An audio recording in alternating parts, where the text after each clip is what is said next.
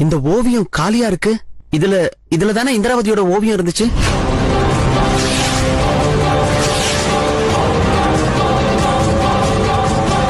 நான் உண்மையதான் சொல்றேன். ஆனந்த ஐயாவோட உயிர் இந்த ஓவியத்தினாலதான் போச்சு. உங்களுக்கு அங்க ஒண்ணும் கிடைக்காது, அந்த ஓவியத்துல இருக்க ஆண்டி தான் சொன்னாங்க. அப்படின்னு இது அவளேதான். யாரு? அந்த சூனியக்காரி இந்திராவதி. பாபா என்கிட்ட ஒருத்திய பத்தி சொல்லியிருந்தாரு. அது இவதான் நினைக்கிறேன். சில நூற்றாண்டுகளுக்கு முன்னாடி ஒரு கொள்ளக்கார சில பண்டிதர்களையும் வித்வான்களையும் ஒன்னா சேர்த்து வச்சு கொன்னுட்டானா.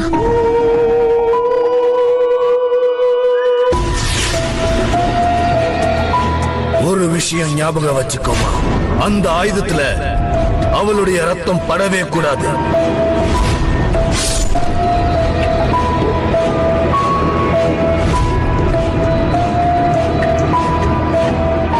இப்ப இந்த கத்திலேயே ரத்தம் பற்றுச்சு. அதனால உன் குடும்பத்துக்கு என்ன ஆக போகுதுங்கிறது யாருக்குமே தெரியாது. ஒரு நிமிஷம், இப்பதான் எனக்கு எல்லா விஷயமே புரியுது. அந்த அகோரி பாபா கத்தியில ரத்தம் பட்டுச்சுன்னா என்ன ஆகும்னு தெரியாதுன்னு சொன்னாரு. மோகினியோட ரத்தம் அந்த கத்தியில பட்டதுனால இப்ப இவளுக்கு உயிர் வந்திருக்குன்னு நினைக்கிறேன்.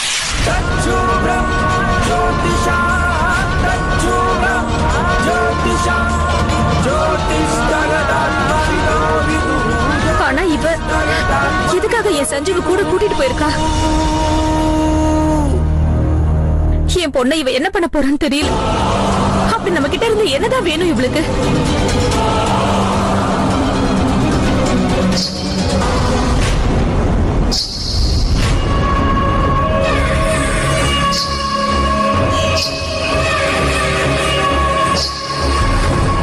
இந்திராவதி, இது நீதான்னு எனக்கு நல்லா தெரியும். நாங்க உனக்கு என்ன பாவம் செஞ்சோம்?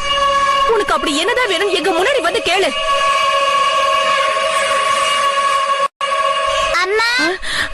சஞ்சனா செல்லம்,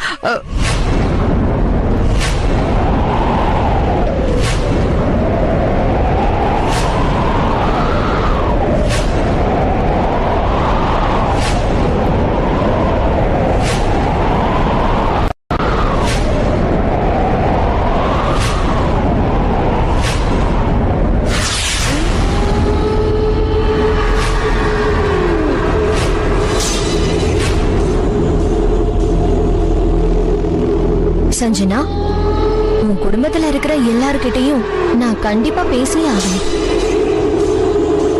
நீ இப்ப உன்னோட ரூமுக்கு போய் கொஞ்ச நேரம் ஓய்வு எடுத்துக்கோ. அப்புறம் நீ எதுக்கும் பயப்படக்கூடாது.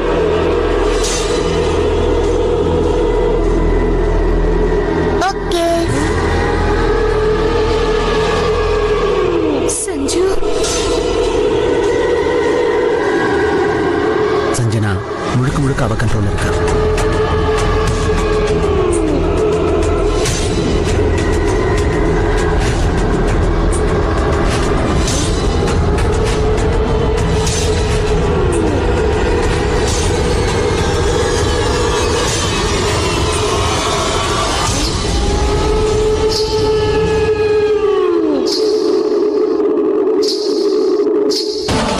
ஜெய் துர்கா தேவி.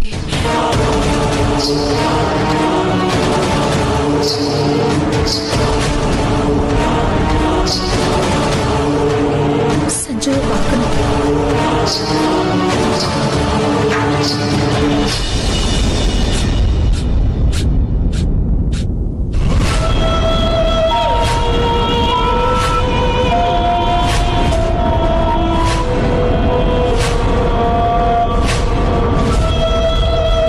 சஞ்சனாவை பத்தி நீங்க கவலைப்படாதீங்க. அவளுக்கு எந்த பிரச்சனையும் இல்ல.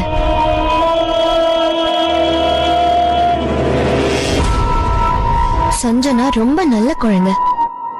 அவளுக்கு என்ன ரொம்ப பிடிச்சு போயிருச்சு.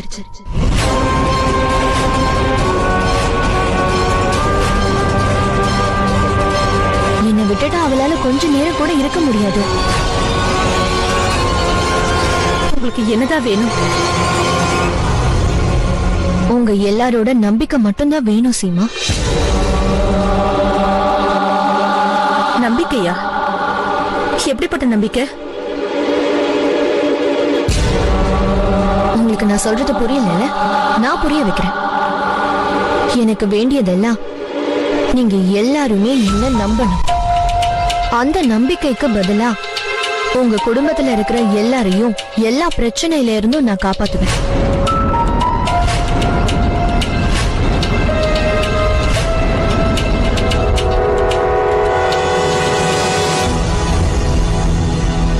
மோகினியால அடப்பட்டு இருக்கிற உங்க குடும்பத்துல இருக்கிற எல்லாரையும் நான் விடுவிச்சு கொடுக்கறேன்.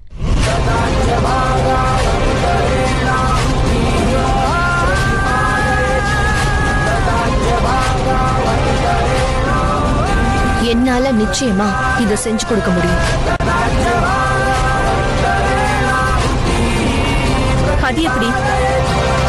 அது எப்படி முடியும்?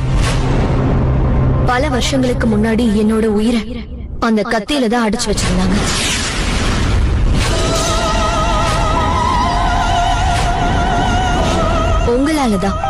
உங்களால மட்டும்தான் எனக்கு அதுல இருந்து விடுதலை கிடைச்சது. சீமா, நீங்க தான் என்னோட வாழ்க்கையை எனக்கு திருப்பி கொடுத்திருக்கீங்க. என் மேல கருணை காமிச்சிருக்கீங்க. அதுக்கு பதிலா நான் உங்களுக்குன்னு ஏதாவது செய்யணும்னு நினைக்கிறேன். அதுக்காக தான் இந்த வீட்ல இந்த விளையாட்ட ஆரம்பிச்சிருக்கியா? எங்க சஞ்சனாவையே பயன்படுத்தி எங்களுக்கு எதிரா செயல்பட வச்சிருக்கியா? குருஜியோட டீல சாம்பல போட்டிருக்க, அதனால அவருக்கு உடம்பு சரியில்லாம போச்சு. அப்புறம் உமா அண்ணியை நீ என்ன பண்ணி வச்சிருக்க? அது எல்லாம் எங்களுக்கு தெரியும். அது மட்டும் இல்ல, அந்த ஓவியர் அந்த பொம்பளையோடைய உயிரையும் நீதானே எடுத்திருக்க. இந்த கேள்விக்கெல்லாம் உன்னால பதில் சொல்ல முடியுமா? உன்னோட உயிர் திரும்பி வந்ததால நீ இப்படி எல்லாம் பண்ணிக்கிட்டு இருக்க. யாரும் என் முன்னாடி கை நீட்டி பேசினது கிடையாது. அது எனக்கு பிடிக்கவும் பிடிக்காது. உன் கைய கீழே இருக்கிறியா?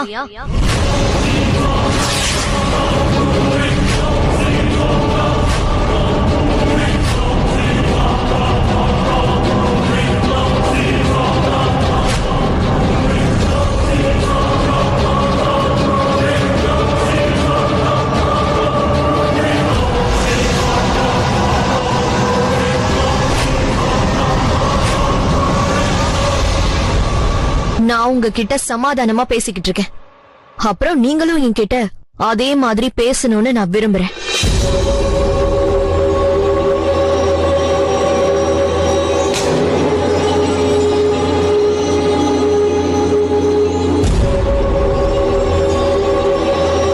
எனக்கு தெரியும் உங்க எல்லாரோட மனசுலயும் பலவிதமான கேள்விகளும் சந்தேகங்களும் இருக்குன்னு. எந்த பிரச்சனையும் இல்ல, உங்க எல்லாரோட கேள்விகளுக்கும் நான் கண்டிப்பா பதில் சொல்றேன். நானே எல்லாத்தையும் சொல்றேன். அந்த ஓவியரோட மரணமும் உமா பதட்டப்பட்டதுக்கும் இந்த ரெண்டு விஷயத்துக்கும் ஒரே ஒரு பதில் தான்.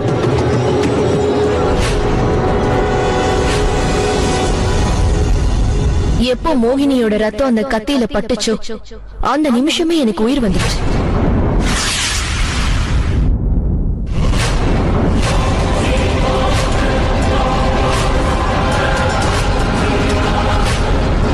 திடீர்னு ஒரு ஓவியத்துக்கு உயிர் வந்ததும் அந்த ஓவியருக்கு அவரோட இதயமே நின்னு போச்சு. நான் ஒண்ணு அவரை கொலை பண்ணல. அந்த ஓவியத்துல ஏற்பட்ட அசைவுகளை பார்த்து அவர் பயந்திருக்காரு.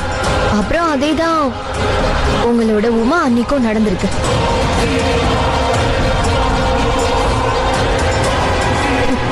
அதுக்கப்புறம் அந்த பொம்பளை அவ தேவையில்லாம என்னை பத்தி தப்பு தப்பா பேசினா, என்ன அபசகுனின்னு சொன்னா. அவ அப்படி சொன்னதுனால நான் அவளை பழி வாங்கிட்டேன்.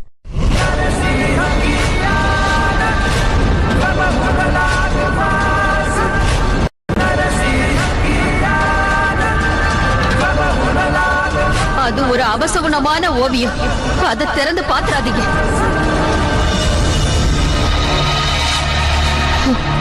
ஆனா அந்த பொம்பளைய பத்தி இப்ப எதுக்காக நான் உங்ககிட்ட பேசணும்? அந்த பொம்பளைக்கும் உங்களுக்கும் எந்த விதமான சம்பந்தமும் இல்ல. அதனால அத பத்தி பேசி நேரத்தை வீணாக்க வேண்டாம். அடுத்த பிரச்சனை குருஜி அப்புறம் சஞ்சனாவை பத்தினது. குருஜி என்ன மறுபடியும் கொல்றதுக்கு முயற்சி பண்ணாரு.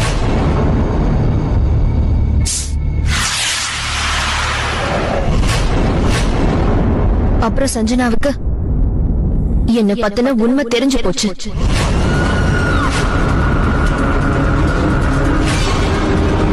ஆனா சஞ்சனா பொண்ணு ரொம்ப நல்ல குழந்தையா இருக்கா.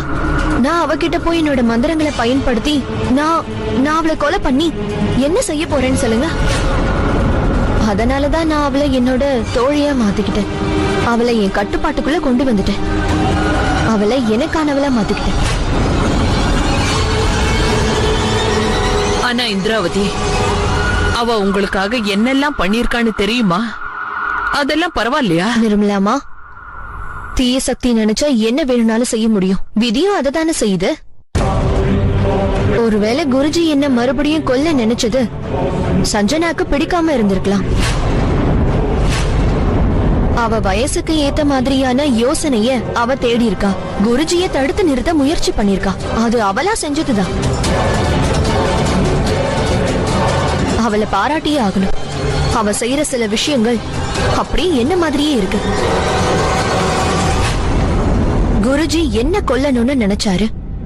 ஆனா சஞ்சனா அவரோட நிலைமைய வேற மாதிரி ஆக்கிட்டார். இங்க பாருங்க, நீங்க யாரோ எனக்கு எந்த பிரச்சனையும் கொடுக்காத வரைக்கும் என்னாலையும் உங்க யாருக்கும் எந்த பிரச்சனையும் வராது. இத நான் ஏன் சொல்றேன்னா, உங்க எல்லாருக்கும் நான் உதவி செய்யணும்னு நினைக்கிறேன். ஏன்னா உங்க எல்லாராலையும், முக்கியமா சீமாதான் எனக்கு இந்த மறு ஜென்மமே கிடைச்சிருக்கு. என்னால இப்பவும் உங்களை புரிஞ்சுக்க முடியல. ஏன் வலிய வந்து எங்களுக்கு உதவி செய்யணும்னு நினைக்கிறீங்க? தயவு செஞ்சு தெளிவா சொல்லிடுங்க. நீங்க செய்யற உதவிகளுக்கு பதிலா நாங்க உங்களுக்கு என்ன செய்யணும்னு எதிர்பார்க்கறீங்க? பதில் உதவியா? இல்ல, அந்த மாதிரி நீங்க எனக்கு எதுவும் செய்ய வேண்டாம். ஒரு சின்ன வேண்டுகோள் மட்டும்தான் இருக்கு. நான் இப்ப உயிரோட இருக்கேன்ற ரகசியத்தை நீங்க உங்களுக்குள்ளேயே வச்சுக்கணும், அவ்வளவுதான்.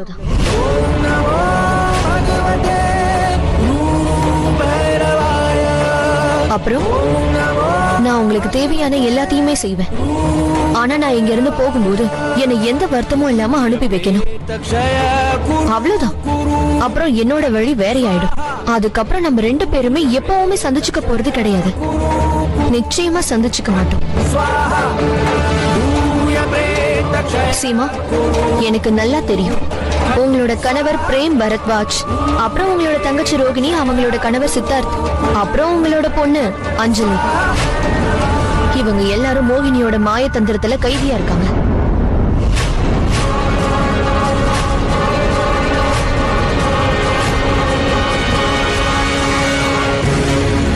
ஆனா நீங்க எதுக்கும் கவலைப்படாதீங்க. என்னால நிச்சயமா அவங்கள விடுதலை செய்ய முடியும்.